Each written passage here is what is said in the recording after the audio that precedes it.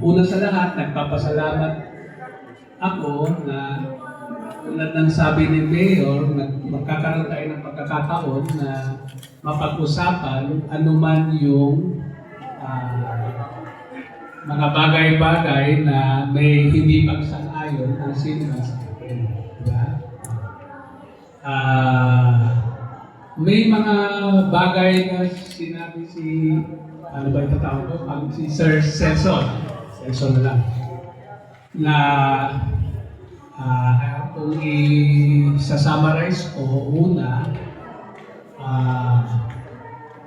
bakit tinanggal yung barikada, tapos may mga nasaktan, no? Tapos nagpapatuloy yung operation ng Kalmia, no? So essentially, ina-itemize ko lang ito yung mga bagay-bagay. No? Bago ko po sagutin yan, gusto namin sabihin na si Kalmia po sinunod lahat ng dapat na legal na proseso sa pagkuha ng mga permit galing sa iba-ibang ahensya.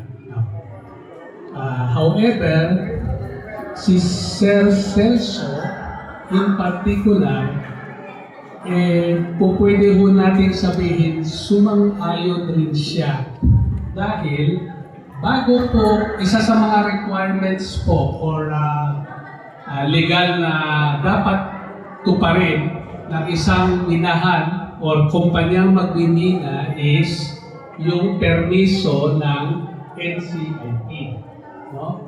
National Commission on Indigenous People. Pero itong si NCIP, kailangan din na yung mga apektadong IPs, no, sumayon, no?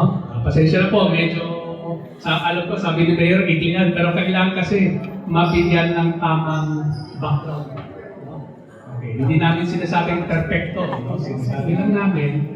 So, nagkaroon ng konsultasyon at yung mga IPs nagkaroon ng agreement sa kumpanya ng Kalmia at nagkaroon ng pirmahan, mawalang galang na kaselso, isa po kayo sa 31 na kasamang pumirma. Diba? Okay. Now, so, base doon, ang nangyari is, tinignan ni NCIP, maayos ba ito? Kasi, para sa kaalaman ng lahat, so, ang alam ko, karamihan sa atin, alam din, maliban sa buwis at trabaho, yung mismo IPs na apektado, meron din pong bahagi sa kikitain ng kumpanya. Ang tawag po doon ay royalty. Okay. Now, so ang pagkatapos noon, nung makita ni NCIP na nasunod yung proseso, binigyan niya ng basbas na okay, nasa tama. So, nagbigay siya ng tinatawag na CP or Condition Precedent. No? Okay. So yung pinagtataka lang namin po, yung sinasabi ni Celso, bakit nandito sila? Hindi po kami nanggaling sa, kumbaga, hindi po kami nagpakita biglaan isang araw at magmimina na kami.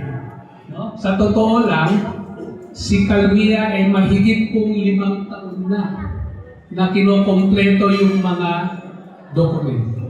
No? Hindi ko pinapaliwanag to para maawa kayo kay Kalmia. Hindi. Gusto lang namin pakita, sinunod namin ang mga proseso.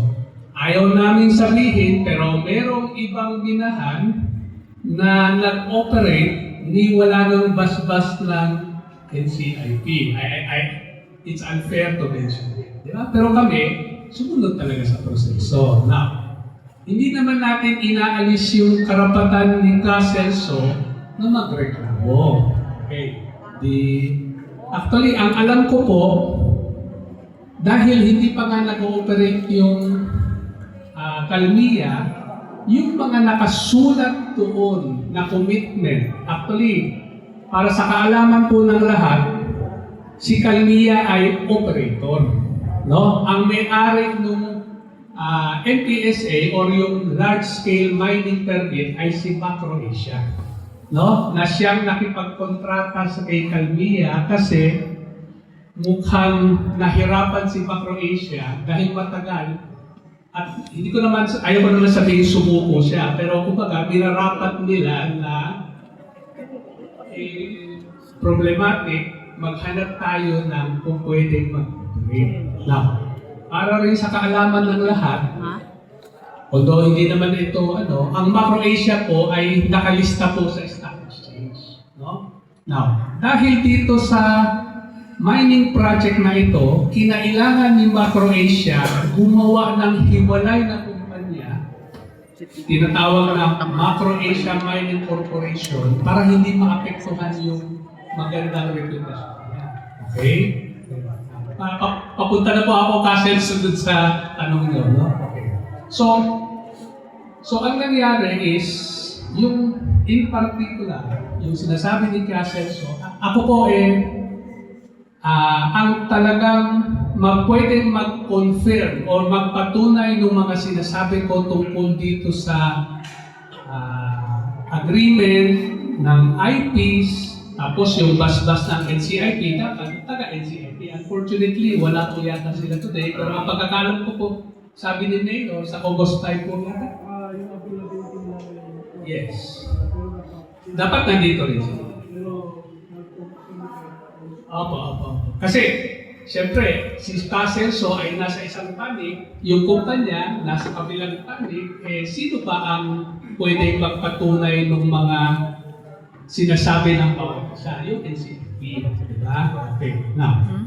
So, kung hindi naman po i-deny ni Caselso na isa siya sa pumirma, no? Isa sa 31, no? Ang pinagtataka nga namin, bakit isang araw, biglaan, mali siguro yung salitang biglaan, basta nagkaroon na lang ng barikada na hindi ko po alam, Caselso, kung tama ang salitang gagamitin ko na pinamumunuan ni Caselso at mga kasama niya. Now, ito pong issue ng barikada, alam rin ng dalawang panig, kasama lahat ng mga IPs, inabot po kami ng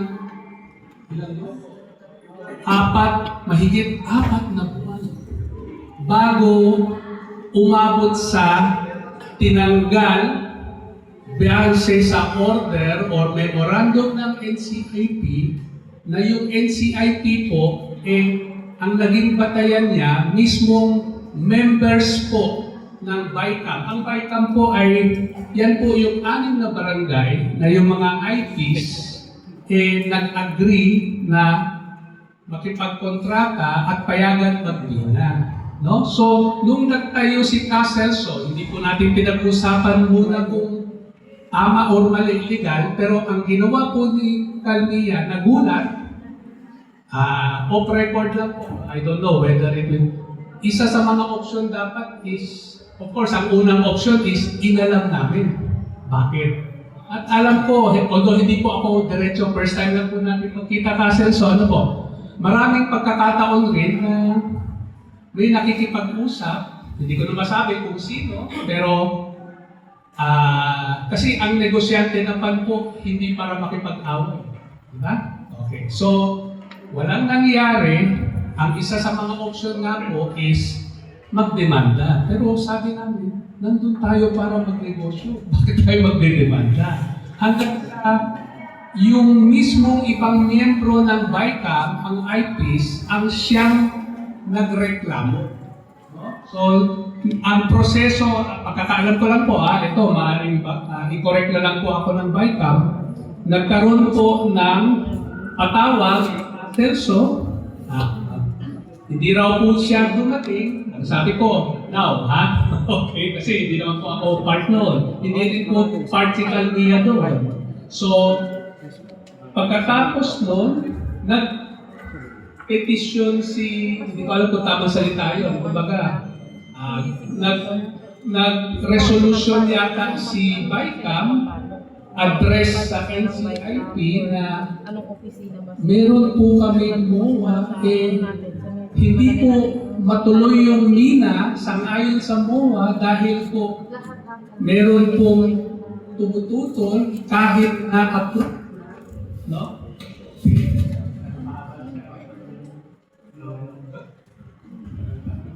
So anyway, ang nangyari po is itong unang step, itong unang hakbang po na nangyari, mismong mga kasama na IP leaders ni Caselso ang nagpatawag, hindi dumating si Caselso, pagkatapos,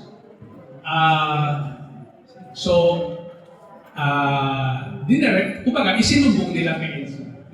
Now, ito, a little bit on the legal, pero kailangan ko rin sabihin, no? Although ang proper party talaga si NCIP, ang ginawa ni NCIP, hindi niya pinaniwalaan agad ang resolution ng BICAM. Gumawa siya ng validation report. Ang pagkakaintindi ko dyan, pupunta sila, binerify lahat, no? And later on, siguro, so pagkatapos nun, bago nag-issue ng order, nakapos ako.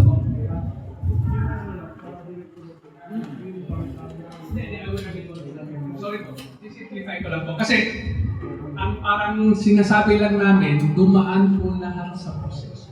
Hindi po biglaan nagkaroon ng